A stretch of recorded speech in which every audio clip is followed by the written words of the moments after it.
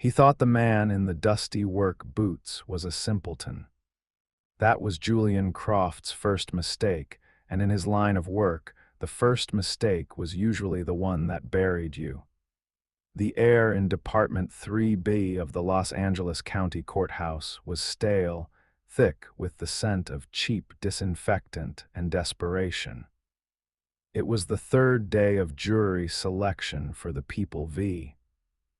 Preston Hayes, a case that had all the glittering ingredients of primetime television, a charismatic tech CEO accused of embezzling millions from his own green energy charity, a trail of betrayed investors, and a defendant who looked more like a heartbroken philanthropist than a thief. And at the center of the defense, there was Julian Croft. Croft wasn't just a lawyer, he was a conductor of narratives. With a suit that cost more than a car and a smile that could disarm a firing squad, he didn't argue facts, he sculpted belief. He surveyed the jury pool with the predatory patience of a wolf scanning a herd, looking for the weak, the malleable, the easily led.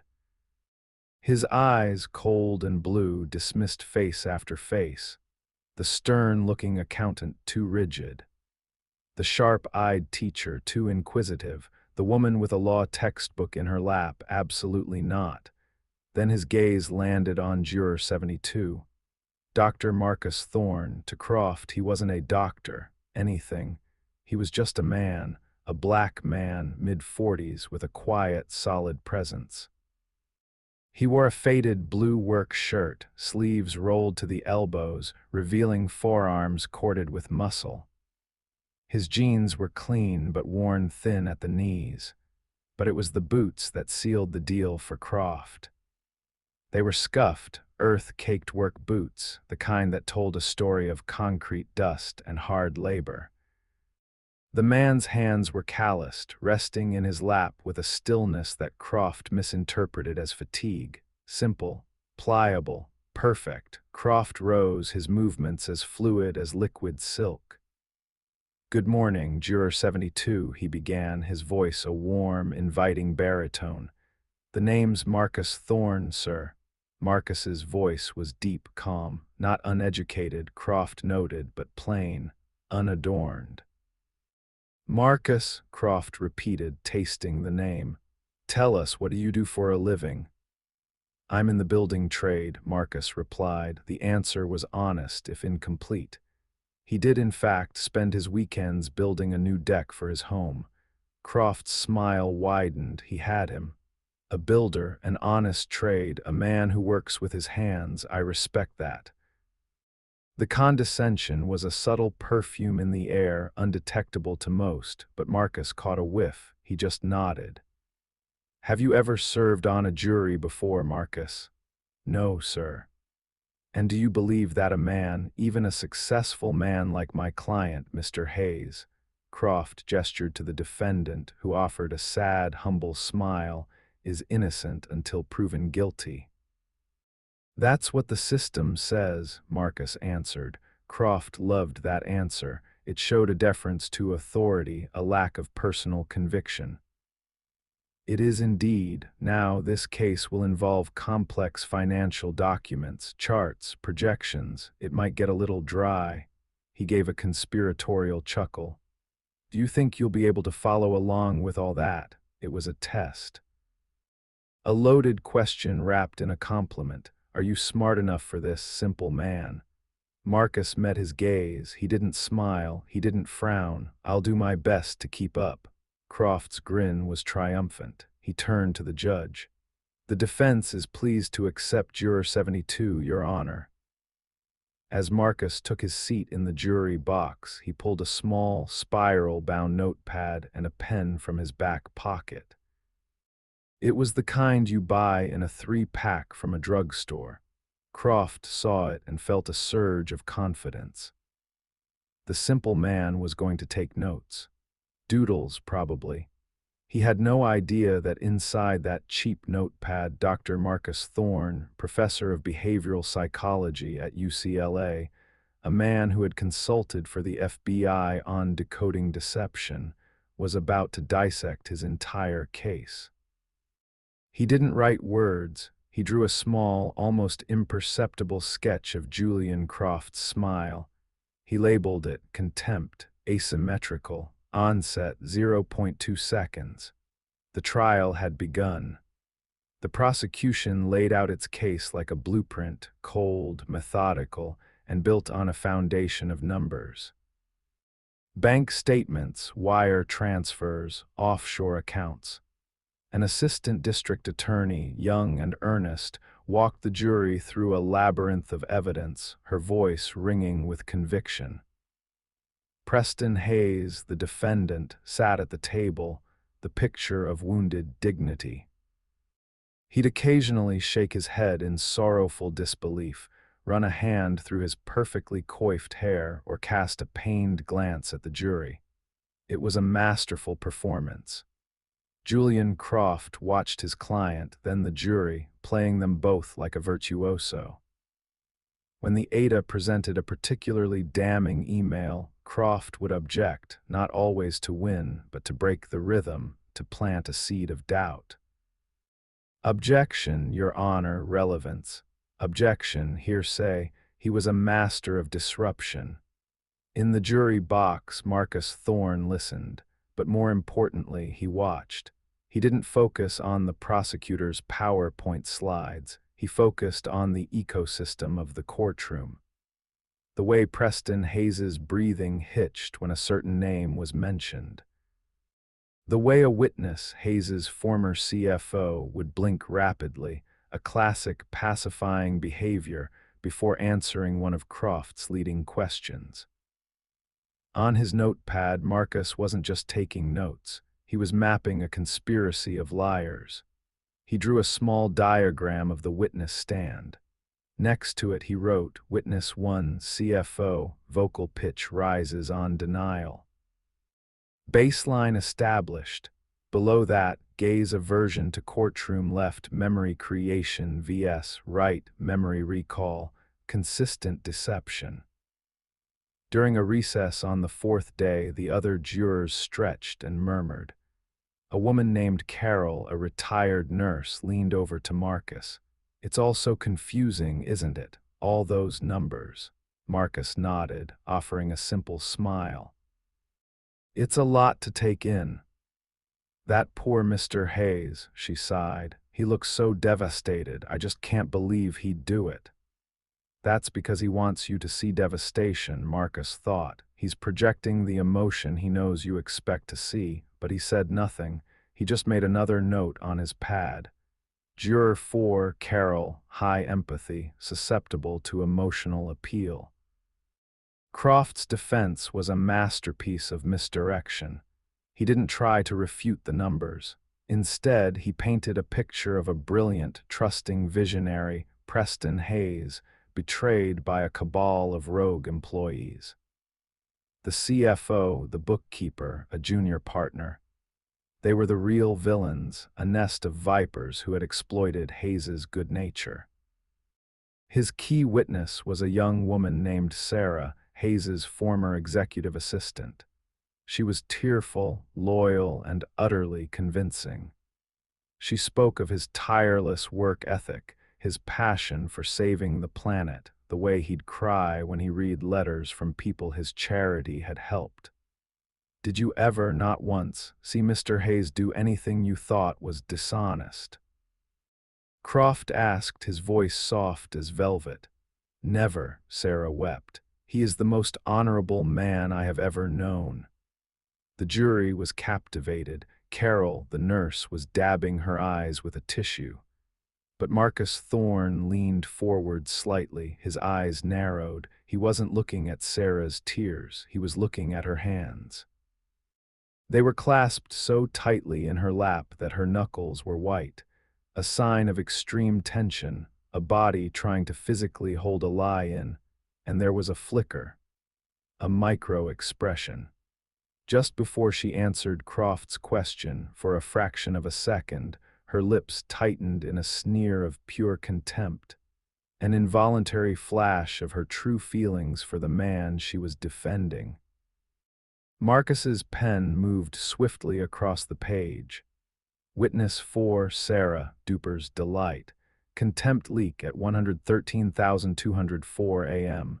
Hands signal restraint, coached. He looked up from his notepad and his eyes met Julian Croft's from across the courtroom.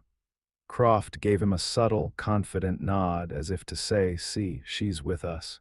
You're with us." Marcus held his gaze for a second. He gave no nod back. He simply blinked, his face a mask of placid neutrality.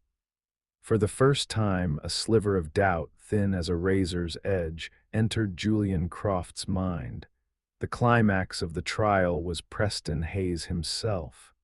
When Julian Croft called his client to the stand, a hush fell over the courtroom. This was the moment. The man accused of masterminding a massive fraud would finally speak his truth. Hayes walked to the stand with a somber grace.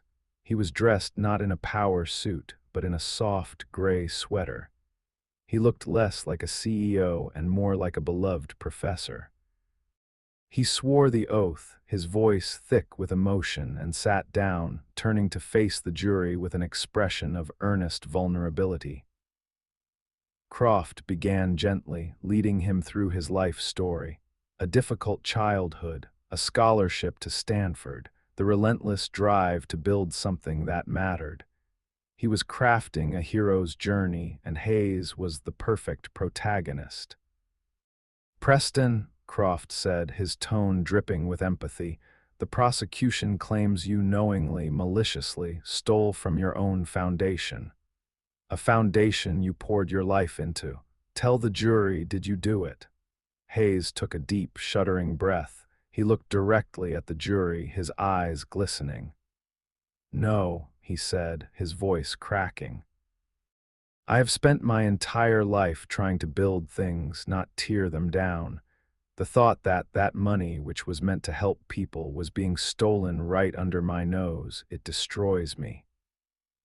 He covered his face with his hand. A sob racked his body. The courtroom was spellbound. It was a flawless performance. The jurors leaned in, their faces etched with sympathy. Even the bailiff looked moved. Julian Croft let the moment hang in the air, a beautiful, tragic area of injustice. He glanced at the jury, soaking in their expressions. He had them. He had won. His eyes drifted to Juror 72. Marcus Thorne wasn't looking at Preston Hayes's face. He was staring at his feet. Under the table, hidden from most, Hayes's left foot was tapping.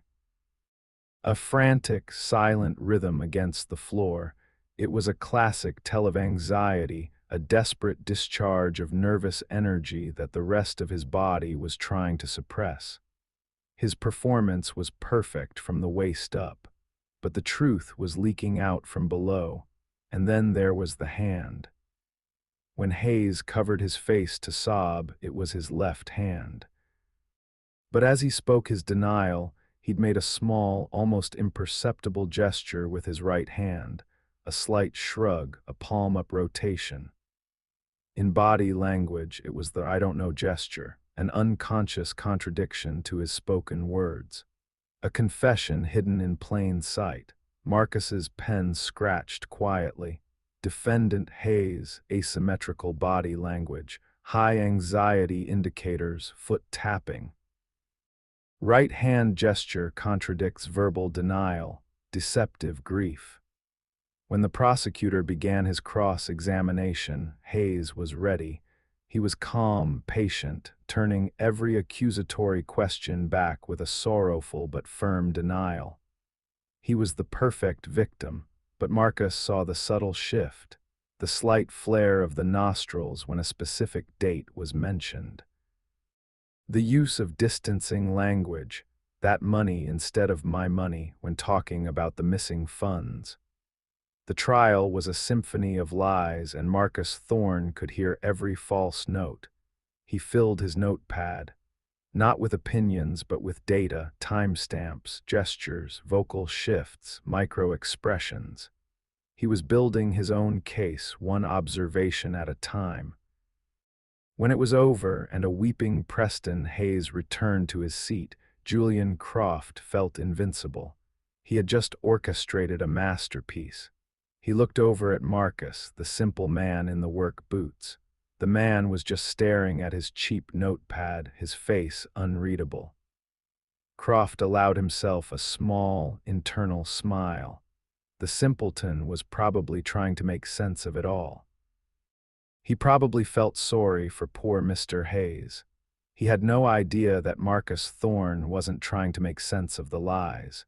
He was documenting them for the execution to come. The jury room felt like a pressure cooker. 12 strangers, stripped of their phones, their routines, their identities, were sealed in a beige room with a long table and a whiteboard. The air was thick with the weight of their task to decide a man's fate. The foreman, a meticulous man named Arthur who sold insurance, cleared his throat.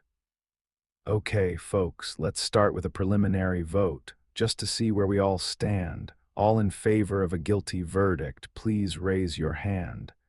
Not a single hand went up. "Okay," Arthur said, nodding. "All in favor of not guilty." 11 hands shot into the air, hands of all shades and sizes. Carol, the nurse, raised hers with a sad certainty. A young man in a hoodie who had seemed bored through the trial raised his.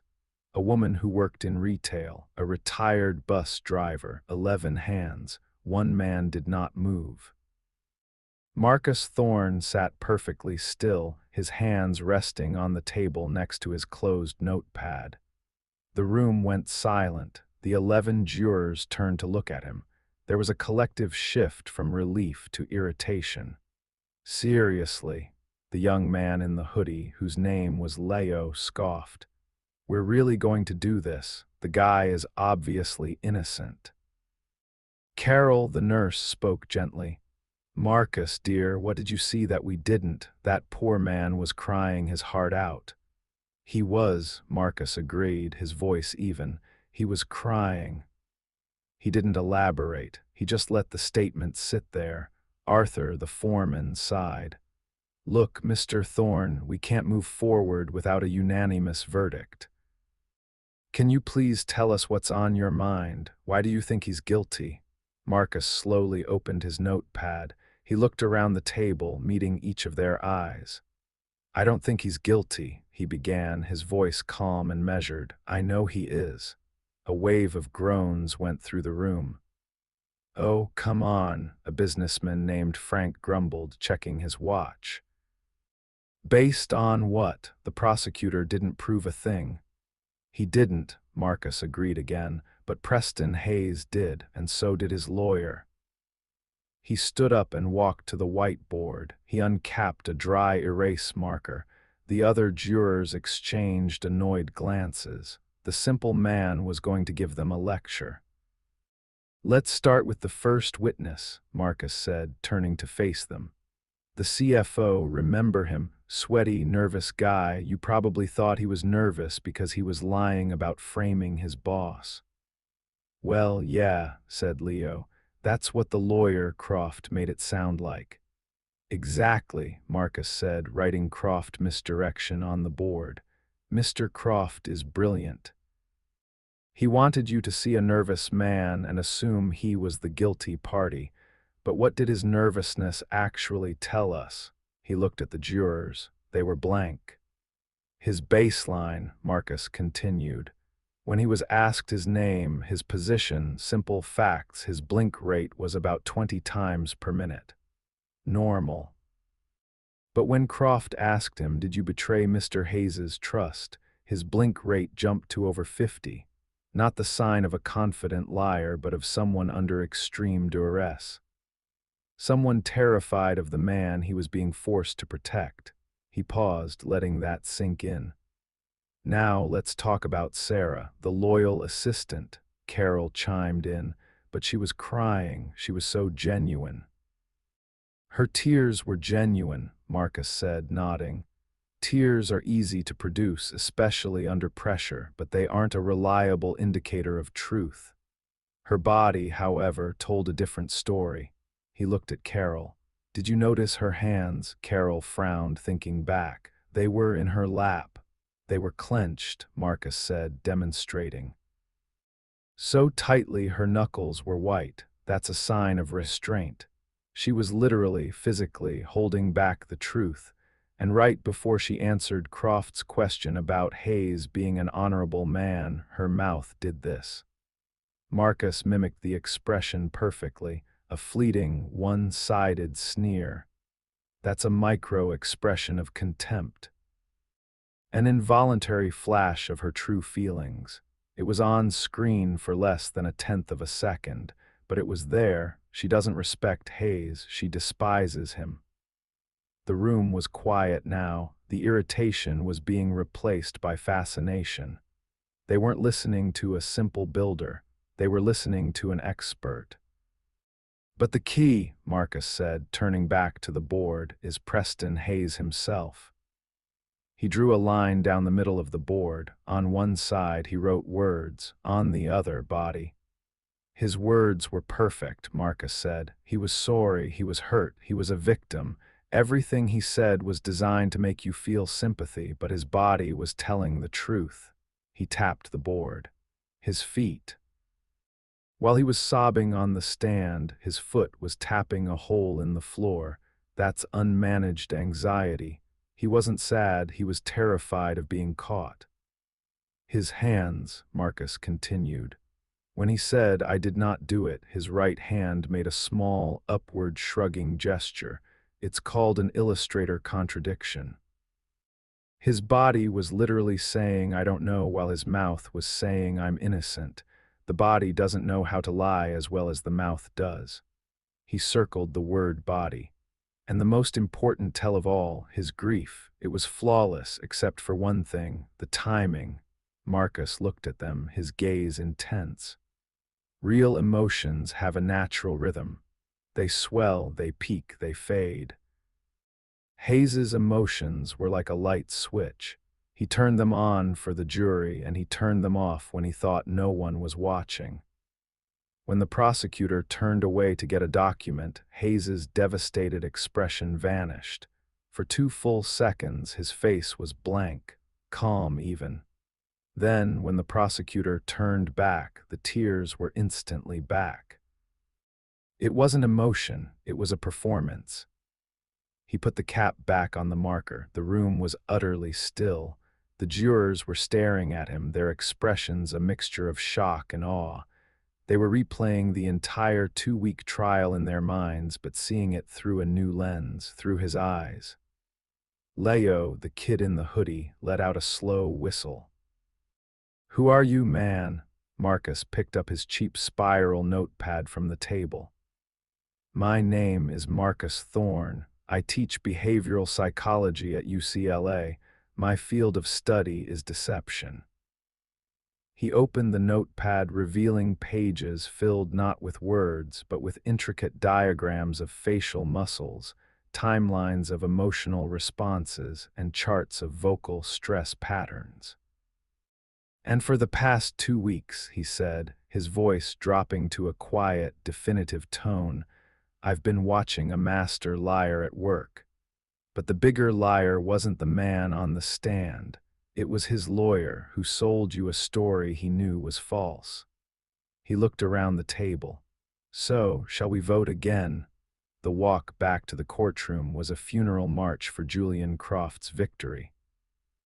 The 12 jurors filed in, their faces unreadable, devoid of the sympathy and certainty they had radiated just hours before. They took their seats, and a heavy silence descended upon Department 3B. Croft watched them, a knot of ice forming in his stomach. He had seen this look before, but never on a jury he had hand-picked.